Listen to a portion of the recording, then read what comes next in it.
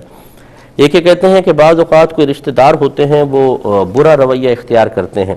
اور ہم جواب میں رد عمل صرف اس وجہ سے نہیں کرتے ہیں کہ نہیں یار چلو رشتہ داری خراب ہوگی، مروت کے تقاضے کے تحت ہم خاموش ہو جاتے ہیں۔ اگر یہ لیکن رشتہ دار نہ ہوتا تو پھر ہم اس کے ساتھ کچھ نہ کچھ کرتے۔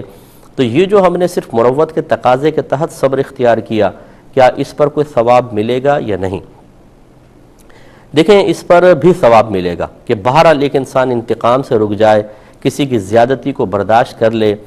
کیونکہ رکنے کا نام ہی حقیقتاً صبر ہے، اپنے آپ کو روک لینے کا نام صبر ہے، چاہے اب وہ کوئی بھی سبب بن گیا، ہونے تو چاہیے تھا کہ خالصتاً اللہ کے لیے ہوتا، لیکن بہرحال اگر آپ انتقام لیتے تو یقینی سی بات ہے کہ یا تو برابر لیتے یا کم لیتے یا زیادہ لیتے، اور جب ہم انتقام لیتے ہیں کوئی رد عمل کرتے ہیں تو پھر ہم کوئی مقدار کا اندازہ تو نہیں کر سکتے کہ اس کا ظلم کس حد تک تھا اور ہمارا رویہ کس حد تک بگڑ گیا، تو اس میں ظلم کے چانسز ہیں، تو گویا کہ اس نے اپنے آپ کو ظلم سے روکا، اور ظلم سے اپنے آپ کو روک لینے پر یقیناً ثواب ہے۔ لیکن یہ ضرور کہا جائے گا کہ اگر یہ صرف اللہ تبارک و تعالیٰ کی رضا کی خاطر اپنے آپ کو روکتا، اس کا ثواب یقیناً بہت زیادہ تھا، لیکن اس پر بھی انشاءاللہ ثواب حاصل ہوگا۔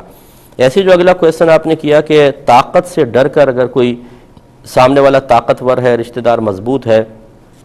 ہم اس لیے انتقامی کارروائی نہیں کرتے کہ اگر کریں گے تو یار بہت زیادہ شدید ریاکشن اس کی طرف سے آ جائے گا، تو کیا اس پر ثواب ملے گا کہ نہیں؟ تو یہ بھی دیکھیں اکابرین نے لکھا ہے کہ جو مجبوری کے عالم میں صبر کرتا ہے اسے بھی ثواب ضرور حاصل ہوتا ہے، لیکن قدرت رکھنے کے باوجود صبر کرنے سے یقیناً اس کا ثواب کم ہوگا، کہ اگر آپ قادر ہیں، آپ طاقتور ہیں، سامنے والا کمزور ہے اور وہ آپ کے ساتھ زیادتی کرتا ہے، اور پھر آپ اللہ تبارک و تعالیٰ کی رضا کی خاطر اپنے آپ کو روکتے ہیں، جو یقیناً روکنا بہت ہی مشکل ہے، تو اس پر بہت ثواب ہے۔ لیکن کوئی کمزوری کے باوجود اگر سامنے والے سے ڈر کر رکتا ہے تو ثواب اس کو بھی ملے گا، لیکن تھوڑا کم ہوگا، اللہ کے لیے رکنا چاہیے۔ ایک کویسچن کیا تھا بچی نے کہ اگر کوئی چارپائی پہ سامنے لیٹا ہوا سو رہا ہے تو کیا اس کے سامنے نماز پڑھنا شرعاً جائز ہے یا نہیں؟ دیکھیں پہلے مطلقاً ایک مسئلہ سمجھ لیجئے کہ کسی کے چہرے کے سامنے نماز پڑھنا یہ منع ہوتا ہے۔ وجہ اس کی یہ ہے کہ یہ بالکل ایسا لگتا ہے جیسے ایک تو ایک مشابہت سی بھی ہے کہ جیسے بت سامنے رکھا ہوں، اس کے سامنے نماز پڑھ رہے ہوں،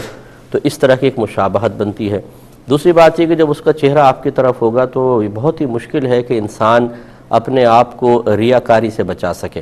کیونکہ تکلف ضرور آئے گا۔ جب ہماری طرف دیکھ رہا ہم اس کی طرف رک کر کے نماز پڑھ رہے ہیں تو پھر اللہ تعالیٰ کی طرف توجہ نہیں رہے گی، خشوع و خضوع ختم ہو جائے گا، اور ہو سکتا ہے کہ ریاکاری بھی ہو۔ اس لیے کسی کا اگر چہرہ سامنے ہے، وہ پہلے سے بیٹھا ہے اور آپ نے آ کے اس کے سامنے نماز پڑھی تو آپ گناہ گار ہوں گے،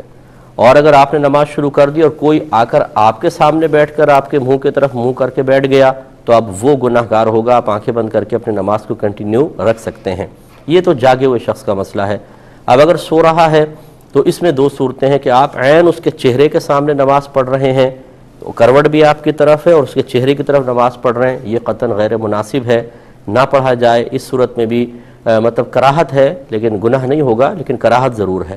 اور اگر پیروں کی طرف اس کے کھڑے ہو کر پیروں کے سامنے کھڑے ہو کر پڑھ رہے ہیں تو پھر گناہ گار نہیں ہوں گے، لیکن افضل اور اعلیٰ یہ ہے کہ تھوڑا سائیڈ میں ہٹ کے پڑھا جائے۔